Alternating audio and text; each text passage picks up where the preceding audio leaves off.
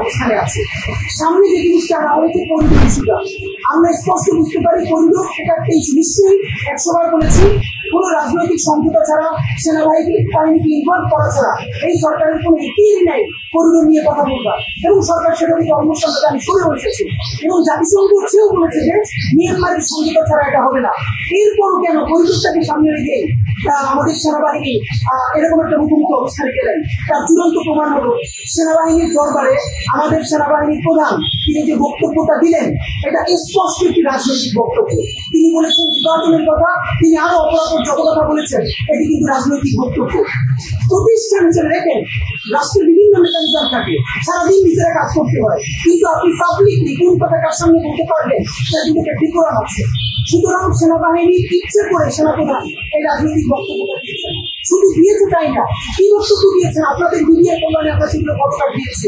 আপনারা জানেন সেনাবাহিনীর অভ্যন্তরীণ কোনো প্রোগ্রাম অথবা তাদের দরবার হলে যখন কোনো অ্যাড্রেসিং হয়, সেনাবাহিনীর প্রধান যখন অ্যাড্রেস করেন, তার কোনো বক্তব্য কোথাও দেওয়ার কোনো সুযোগ নেই। এর মানে সেনাবাহিনী চেয়েছেন এই বক্তব্যগুলো সামনে আসুক, তাই বলে মিডিয়া আপনারা নিউজ করেছেন। এবং আমরা জেনে স্পষ্ট বুঝতে পারছি বর্তমান সরকার এবং সেনাবাহিনী একটা মুখোমুখি অবস্থানে আছে। সেনাবাহিনীর সদস্য ভাইরা আপনাদেরকে বিনীত অনুরোধ করি এবং দুটো কথা আপনাদেরকে জানাই।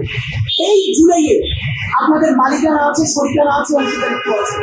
এর মানে এই না এই বাংলাদেশের সেনাবাহিনীর অন্য সকল জেনারেল আপনারা আওয়ামী লীগের সুবিধা ভোগ, এইটা বলতে আমাদের কোনো দ্বিধা নাই।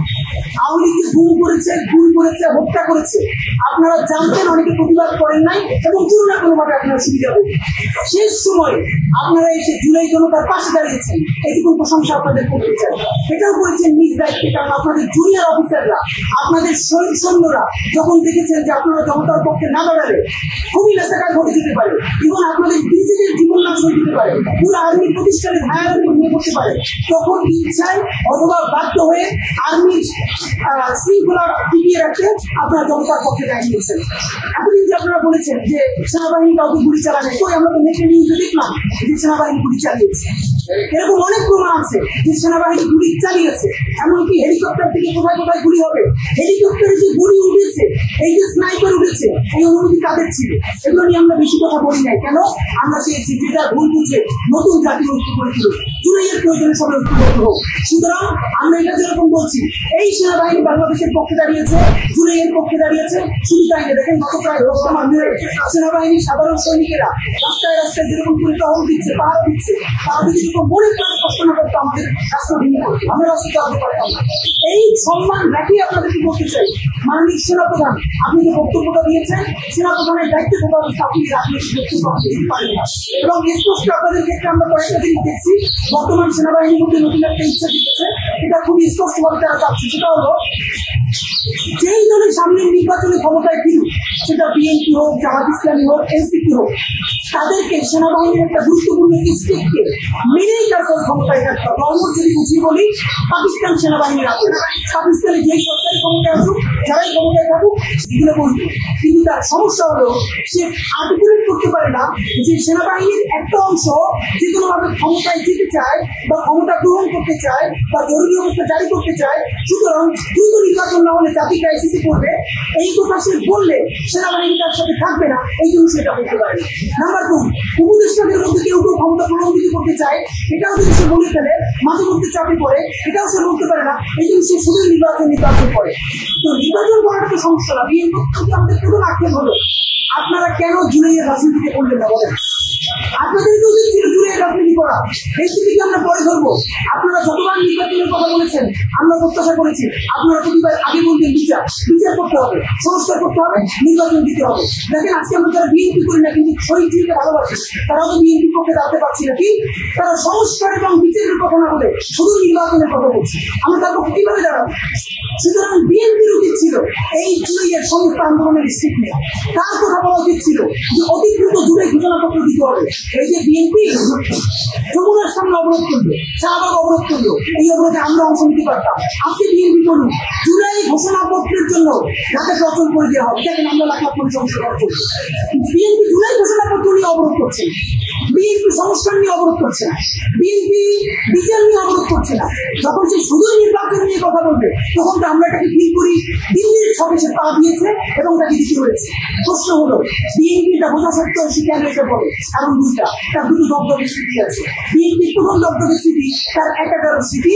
সে 2006-এর পর সেনাবাহিনী কথা মতো চলে নাই, সেনাবাহিনীর বিরুদ্ধে কথা বলেছে এবং সেই সেনাবাহিনী 111 করে বিএনপিকে মাইনাস করে আওয়ামী লীগকে শুধু ক্ষমতায় আনে নাই, বাংলাদেশের ধ্বংস করে ফেলেছে।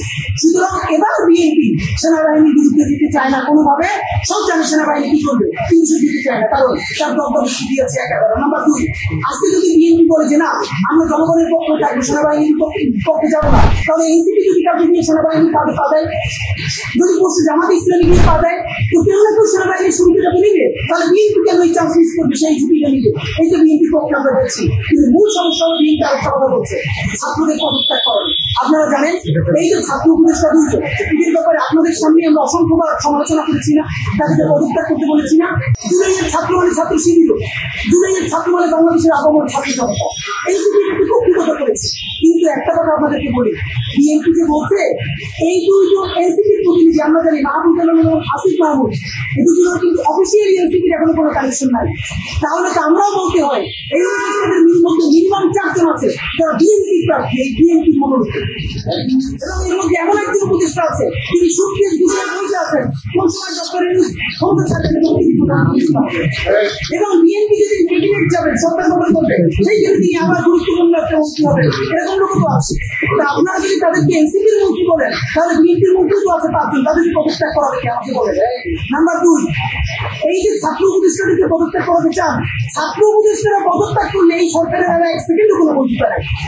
এই সরকারের একমাত্র বৈধতা তাদের সাথে ছাত্ররা আছে। যদিও এই ছাত্ররা সকল ছাত্ররা প্রাইভেট বিশ্ববিদ্যালয় নাই, নারী নাই, অপরাপর দল নাই, এরপরও তারা যেহেতু ছাত্র নাম নিয়ে গেছে, আমাদের প্রস্তাবনা হলো সেখানে ছাত্রদের সংখ্যা বাড়ান, ছাত্রদল থেকে একজন নেন, ছাত্র শিবির থেকে একজন নেন, প্রাইভেট বিশ্ববিদ্যালয় থেকে একজন নেন, নারী ছাত্রীদের মধ্যে থেকে একজন নেন। আপনি ছাত্র বাড়ান, কিন্তু ছাত্রদেরকে পদত্যাগ করতে বলেন কেন? তাহলে সরকারি বৈধতা কি? তো বিএনপি ক্ষেত্রে এবং সর্বশেষ আমাদের যেটা, তিনি সরকারের দ্বারা কমিশন করছে। এত সংস্কার আপনি কাকে নিয়ে করবেন? সুতরাং এই ইস্যুগুলো ঠিক করতে হবে। সরকারের এই ব্যর্থতার দায়ে আজকে সেনাবাহিনী কিন্তু এই অবস্থাকে নিয়েছে। আমরা দ্বিতীয়ত জানি, এবার আপনাদের অত্যন্ত গুরুত্বপূর্ণ যেগুলো বলা খুব মুশকিল, রাজনৈতিক দলের কয়েকটি দায় আমাদেরকে বলতে হবে। তার আগে বলি, কোন কারণে যদি জুলাই হেরে যায়, বাংলাদেশ যদি আবার দিল্লির ষড়যন্ত্রে পা দিয়ে তার স্বাধীনতা সার্বভৌমত্ব ব্যাহত হয়, এর প্রধান দায় বাংলাদেশের কিন্তু প্রথমত বাংলাদেশের রাজনৈতিক দলগুলো। অবশ্যই রাজনৈতিক দলগুলোর সেই দায় নিতে হবে। তাদের ঐক্য, এই ঐক্যের ভাঙনের কারণে, তাদের দূরদর্শিতার অভাবের কারণে আমাদের জুলাই হারিয়ে যাবে। দ্বিতীয়ত বাংলাদেশের সামরিক বাহিনী, স্পেশালি সেনাবাহিনী। এবং আপনারা 1-11 করে বাংলাদেশের যেই ক্ষতি করেছেন, আপনারা যদি আর একটা 11 দিকে যান, তাহলে এর দায় কিন্তু চিরদিন আপনাদেরকে পরিবারের জন্য আমরা করেছিলাম।